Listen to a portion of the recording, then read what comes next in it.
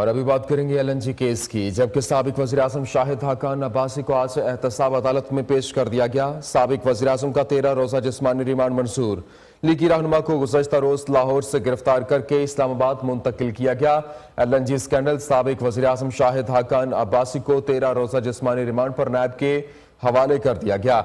लीगी रहनुमा को गुज़श्ता रोज लाहौर से गिरफ्तार करके इस्लामाबाद मुंतकिल किया गया था। एलएनजी केस साबिक वज़ीर-ए-आज़म शाहिद हाकान अब्बासी को एहतसाब अदालत में पेश कर दिया गया। शाहिद हाकान अब्बासी का 13 रोज़ा जिस्मानी रिमांड मंजूर कर लिया गया। लीगी रहनुमा को गुज़श्ता रोज लाहौर से गिरफ्तार करके इस्लामाबाद मुंतकिल किया गया।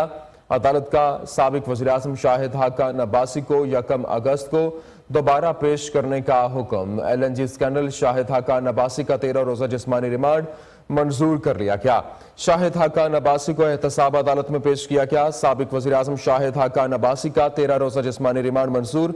लीगी रहनुमा को गुज़श्ता रोज लाहौर से गिरफ्तार करके इस्लामाबाद मुंतकिल किया गया। इसी हवाले से मजीद बात करेंगे। हमारे साथ मौजूद हैं ज़मीर हुसैन। ज़मीर बताइएगा कि एलएनजी केस की समाअत रही, क्या तफसीलात हैं? जी बिल्कुल, एलएनजी कोटा केस की बड़ी अहम समाअत थी और इस समाअत के हवाले से नैब ने आज साबिक वज़ीर-ए-आज़म शाहिद हाकान अब्बासी को एहतसाब अदालत के जज मोहम्मद बशीर के रूबरू पेश किया था और बाकायदा तौर पर जो नैब के प्रोसिक्यूटर हैं उनकी तरफ से साबिक वज़ीर-ए-आज़म शाहिद हाकान अब्बासी के जिस्मानी रिमांड की इस्तदा की गई और इस्तदा में यह कहा गया कि इनका 14 रोज़ा जो है वो जिस्मानी रिमांड जो है मंजूर किया जाए। तो एहतसाब अदालत के जज मोहम्मद बशीर ने उनकी इस्तदा मंजूर करते हुए साबिक वज़ीर-ए-आज़म शाहिद हाकान अब्बासी का 13 रोज़ा जिस्मानी रिमांड जो है वो मंजूर करके नैब के हवाले कर दिया। तो ये गुज़श्ता रोज साबिक वज़ीर-ए-आज़म शाहिद हाकान अब्बासी को लाहौर ठोकर न्याज बेग के करीब टूल प्लाजा के एरिया से गिरफ्तार किया गया था और फिर उनका राहदारी रिमांड लेने के बाद रावलपिंडी उनको मुंतकिल किया गया था।